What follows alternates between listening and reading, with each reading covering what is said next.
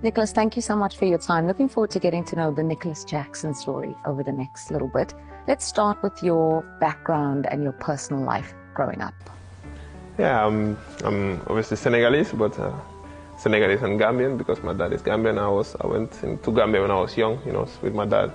It was like when you're young, normally in Africa, you always go to your dad's place, And so I went to my dad's home, and then I went back home to Senegal when I was maybe 14, 15, just to be with my mom again. Tell me about your mom. Did she work on a farm? What role did she play in your love for football? Yeah, my mom, I think they don't love football. My mom didn't care what I was doing. She just wanted me to be successful and do what I want to do, So it's not like she forced me to do football or football. No. She just wanted me to be happy, and do what I want, but do the good thing, not something bad, you know what I mean? So, yeah, she was working in a farm. She's always working. It's normal, not only her. Everybody in Senegal does that, all the mothers go to the farm or they sell, so it was like something normal, Just everybody does it, not only her, So it was not like something, so it's nice. Why did you decide to pursue football? It's difficult to choose, so you just have to do what you want to do and try to go with it 100% and just do what it wants and what it doesn't like, So I just did football and then decided I'm just going to play and I went for 100% training every day, and then I went to the teams. And I played street football, of course, when I was young and everything. And then I went to first division, and then Villarreal, and then here. Tell me a bit more about street football because, you're a Premier League footballer now. Life is very glamorous. But not too many years ago, you didn't even have a pair of football boots. Yeah, I didn't have, we don't have original boots there because it's too expensive. So normally I play with my school shoes or barefoot, because my dad's family, they didn't want me to play. It's not they didn't want me to play, they didn't just want me to waste my time playing football because it's too difficult to be successful in football in Senegal. You have to be very, very talented or lucky to go. Like maybe 2 players leave in 10 years or 2 players leave there in 5 years. So it's not they didn't want me to play, it's just they didn't want me to waste my time playing, So they said, no, don't play, just go to study. It's like, so always studying. And when I go to school, I play with my barefoot or I play with my school shoes, So if I play with my school shoes, sometimes broken, so I need to play with barefoot normally. So it was nice. But it's not only me. It's not like a story. I'm sad or no. It's not. All my friends did it. We all play with barefoot. We all play with anything. So it's not like just me. You know what I mean? You must have had incredible belief because you just said only 1 or 2 make it out. Your family wanted you to study. How did you know you were going to be one of those who made it big? Yeah, because I know since I was young. I remember my dad asked me when I was young, when we maybe 4, 5, 6, 7, I don't know how many years. We were young, but he asked us what you want to be in the future, and I said a football player, and he said, I remember he said, it's difficult. That's what I want to be. I don't know. And then my brother say, business, Since then it's not like something I was like scared of being successful, I just say, I'm good in this, so I have to do it, But I don't need to smoke, I don't need to drink, I need to do what it likes, you know what I mean? So just believe that I can be what I want to be, So you played at school, you played in the streets. Yeah. Then your first taste of organized football is with ASC Tilen. Yeah. What was that experience like? And what was difficult now having to, I guess, learn about tactics and being a little bit more disciplined? Yeah, it's difficult, especially when I came to Spain, because I didn't have that. I was just running and playing with the ball and dribbling a lot. But when I came to Spain and they tried to teach me where to stand, I was like, bro, just let me play, And then I understood more. So it's like 3 years of trying to learn tactics and try to run behind. But in Senegal, I didn't do that. I was just playing in the street, and then I went to Tilen in just 1 year. It's like street football, Nawetan, it's like my street, another street we play. And then I was the best player in the whole Ziken short, And then my agent saw me, Jomansi Camara, obviously, And then he took me to Casa Sport 1 year, and then I went to Villarreal. I was there for 3 years and a half. And then Unai took me to the first team. And then teach me how to many things in football, and then I was learning quickly, you know. Let's go back to going to Casa Sport, because you earned a nickname there, I think within like the first game, people saw you and called you Neymar. Yeah. No, it was in Thailand, obviously they called me Neymar, but it was like people, I was just playing, dribbling, and then the people just called me Neymar because it was something somebody I watched when I was young. So I was trying to do what he does, many things in the pitch. So it's like, so it was too easy for me, you know. And they called me Neymar. So, well, I said, no, don't just stop, don't call me that. But everybody ever called me that. I think people they don't even know my name mostly. But obviously now they know my name, but before, no. So it was good, real good experience, like to explain to people and everything. So and then after that, 1 year in Casa Sport, then I went to Villarreal. And it's not only that, it's you moved to a new continent, a new country, a new language. How did you adapt? It was difficult because I didn't speak the language, but obviously I was living with the people nice, you know, because I like to be, I'm not a quiet person. I like to be socialized with the people, so I was learning. I learned Spanish quickly in 6-7 months. I was good speaking Spanish, you know, trying to, because no one spoke English, only one guy, so I had to speak Spanish. But it was nice, you know, and I was living in Villarreal. I was living in the Ciudad Deportiva, you know, they say.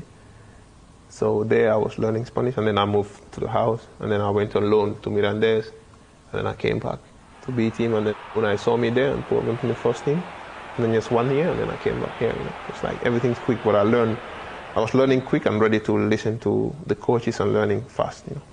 Has that been the theme throughout your whole career? Everything's happened really quickly, it seems like it. Yeah, thank God, you know, just thank God for it. It's that loan deal that you mentioned. How did that affect you mentally? Did it make you more determined to make it big, to prove yourself? Yeah, I think it helped me a lot because that time I was in the Villarreal under 19, and then I think Mirandes was in second division, so they took me from there. I was a little bit injured in my hamstring, so I went there. I had to recover from my hamstring and then start to play. I went there and I played a lot of games, and I started to get, when it was cold, and I started to get injured again. So I had to come back to Villarreal. But when I came back, and then I knew I was angry because I thought I was going to the first team, but I told myself, like, I'm not ready. I showed that I'm not ready yet to be in the first team. So I have to stay 1 year more in the B team and then try to prove myself and go to the first team. So I changed everything around me, try to improve everything, my food and people around me as well. And that year we did amazing, and we went to second division, and then Unai took me to the first division that year, to the first team, and then I was starting every game. What was it about that year when you were in the B team? What did you do differently besides, you said you changed things around you? Yeah, I changed everything around me, and I was not injured. I think that was because when you're not injured, you get more confident in your legs and run better. So I changed everything around me, and then I was feeling better, you know. Yeah. And then Unai saw you, took you to the A team. Yeah, in the first team. Yeah. What was it like working with him in the first team? I think it's amazing. He teach me maybe 50% of what I know, like tactically, and yeah, because it's different. He top. He changed everything. The way I was playing before, I was playing as a kid, but he made me to play like a man, you know. Was it that street football influence when you said playing like a kid? Yeah. Just playing, you know, because you loved the ball. But without doing that, I was hurting myself because I just ran with the ball and I was getting injured because the playing there and in Spain is different. So I was abducting myself, you know. Yeah. How much of that street football, or you know, the rough diamond, do we still see in your play today? No, that's different. Before, I don't even see nothing else. When I was young, I was just playing. Now it's play to win. It's different. Yeah. So none of them. I mean the fun, the freedom. There's none of that still, or are there moments? Moments, but now it's different. Now you're professional. You know, you play to win, not play to have fun. You know. Yeah. If it's playing to have fun, you can just play outside in the street. But now we play to win. You know, so that's what I didn't know before. So when I put that in my brain, not pressure, but try to, and then I change everything, and I know that football is now it's about winning. Was that the biggest kind of thing he did for you? Yeah, That's the biggest, and I think it teach me a lot in football. Obviously, last year with Pochettino as well, teach me more. But when I started, and Miguel Alvarez as well started, but when a big impact in my career that year. I can hear that you were very willing to learn. Was that just because you wanted to make it to the top? Are you very open to learning and in order to be the best? Yeah, I'm open to learning to people that I know that want to help me, not everybody. So, but I'm stubborn as well. So I like to listen to people that want to help me, not everybody. Because some people, they just try to tell you, but they don't want to help you. Like them, so everybody have their own opinion. So. But the pressure is normal, because when you're in a big team and you want to be the best, if you cannot handle the pressure, I think you should not play football, because football is all about that, because they don't know what you're doing off the pitch. They just know what you're doing on the pitch, so they don't care what you're doing off the pitch. So you just have to handle the pressure and try to play football and enjoy and try to win, because everybody, they just want you to win. When you win, nobody will complain, So that's why I say now football is all about winning, It's not about having fun, That's why before now it's different. Yeah. There was an opportunity when you were at Villarreal to go to Bournemouth. Yeah. What happened there? Because you were on the verge of joining. Yeah, because I think when I left, he wanted to take me to Aston Villa, but I was injured. I wanted to leave because the coach came in, but I had to go. But I was injured, a little bit in my hamstring. So, and we went there. They checked and they said I was injured. Like I need 1 more month, and they want me now. So they want me in 1 week, 2 weeks. I was not ready, So they had to cancel the transfer, and I went back. And I went back. I was very angry. Not angry that I didn't sign, because I think we were in the plane. I told my friend that, don't worry, better things will come, and that's life, I told him that in the plane, my friend. So, and then I went, and then I started working more to be ready to play in the Villarreal. And then I worked more, and I came, I played. I think I scored 12 goals in 2 months. I don't know.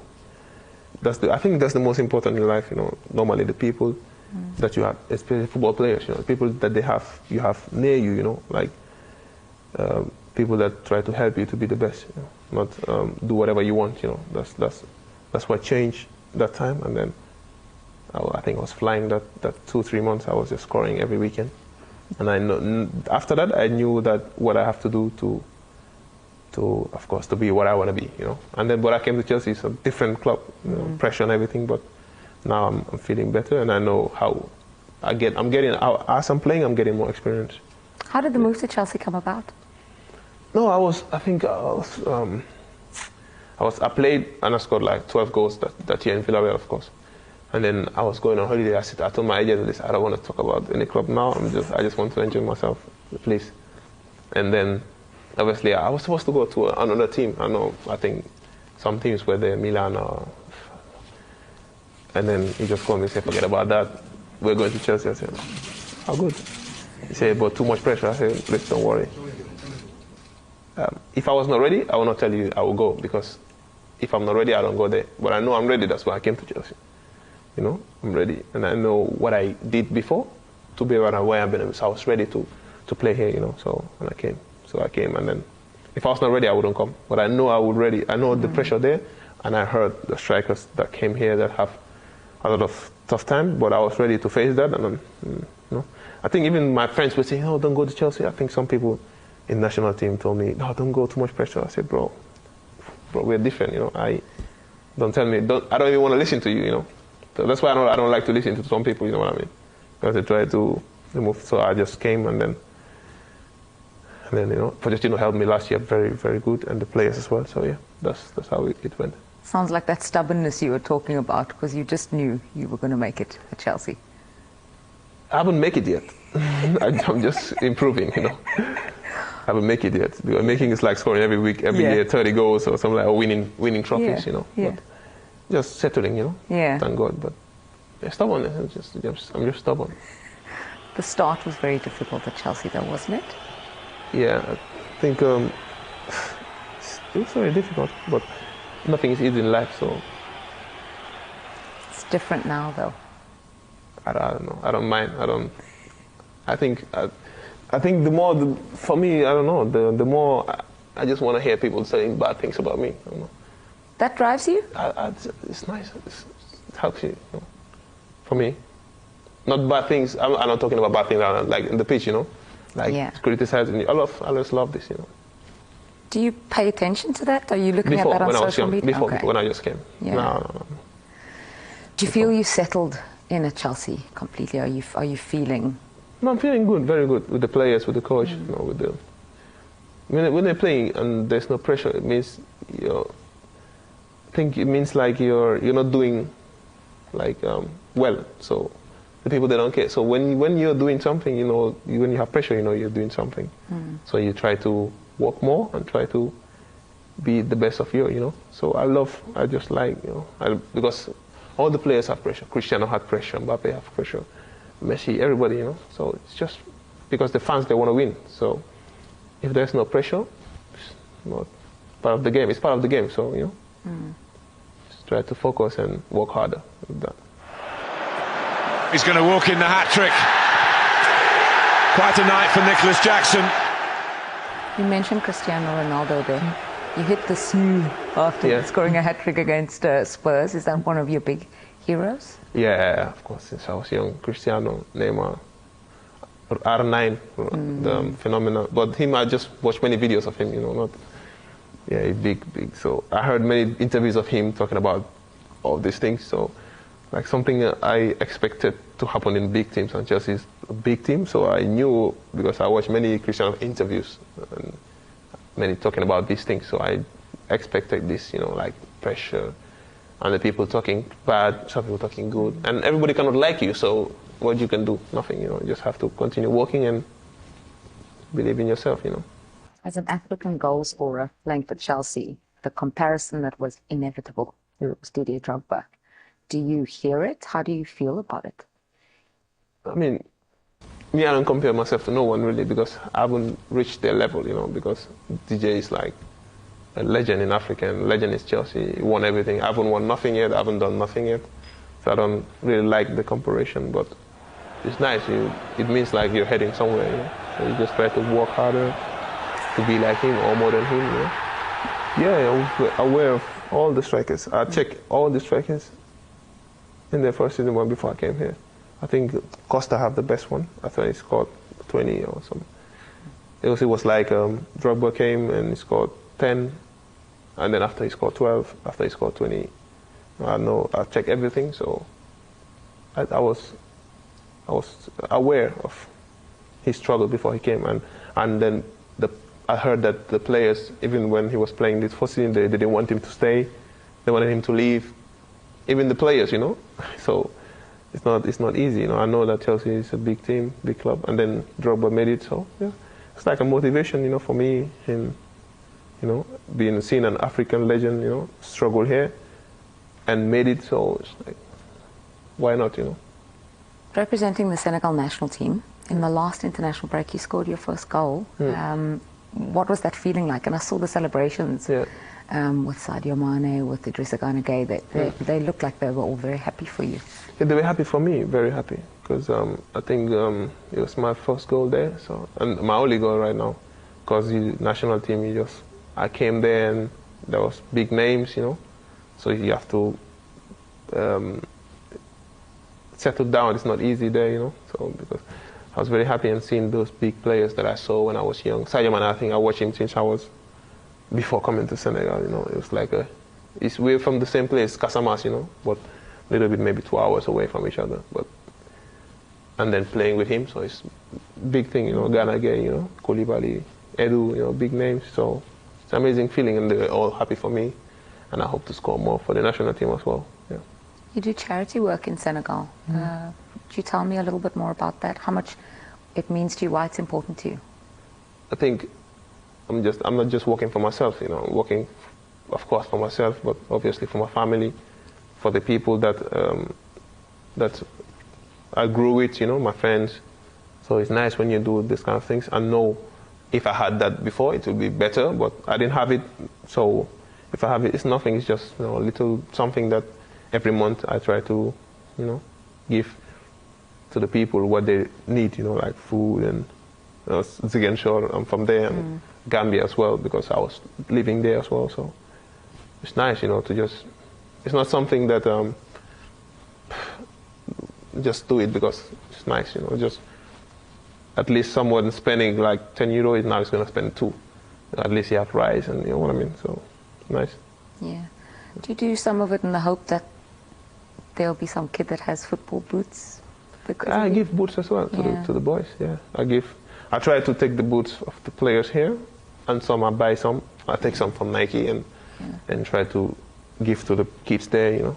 So not everybody will have, but few, at least if 100 people were not having, now maybe 75 will have, 25 will not have. Like, you know, try to reduce the, you know, I don't know, sufferness is not suffer, but the things the people need always, you know. Yeah. That's what I try to do always, every month, and try to help the people there. So I said, you know, you struggled in the beginning at Chelsea, and now you've made it. You said you haven't done anything yet. So what are your hopes and ambitions and dreams for the future? Yeah, I have personal dreams. I have it in my mind. Maybe when I finish football, I'll talk about it, you know. Yeah. But from a football point of view, no? Obviously, every year win trophy, you know, be the best, you know, be the best in the world, you know. That's obviously, since I was young, that's why I play football, play winning trophies, you know. Try to win for the team, be the best goal scorer, you know, everything. That's what I want to be, and that's what I want to do for the club as well, you know. What about the new manager, Enzo Maresca, and how you've adapted to what he wants, how he's helped you? Yeah, he's an amazing coach. He was obviously last year with Leicester, and he has been in Man City, so a lot of experience. He's helping all the players, helping me, you know, bringing new ideas to play, you know, and helping the team a lot and want to win. It's like a coach with ambition, you know, and very amazing person as well. So not only coach, you know, person as well. So we're very happy to work with him, and I hope we do amazing things together, win trophies together, and have many happy moments together in Chelsea. Yeah. Have you set any immediate targets for this season? Like you want to score a certain number of goals? No, I have it personally in my brain, yes, always. Okay, so that's not for sharing. No. Nicholas, one thing I've noticed is your mindset is very, very strong.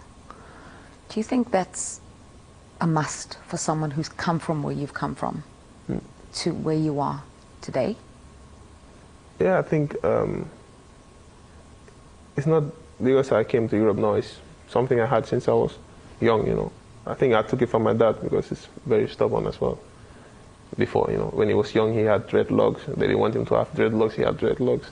It's like more or less the same story, and he loves football, but he didn't want me to play. So it's like when I was young, I think still now I'm very stubborn, but less. But before, when I was young, I was very stubborn, always like a fighter, you know. So it's just something that I grow with, you know, and I've done since I was young. It's not like something I came and I changed. I didn't change. I'm always the same person, you know. I didn't change a bit. So even if you ask my friend, they will know I didn't change. So I'm always the same. I'm still the same person. So that, you know, helped me a lot and motivates me to be the best always in the pitch as well. Nicholas, thank you so much for sharing your story with us today. Thank you.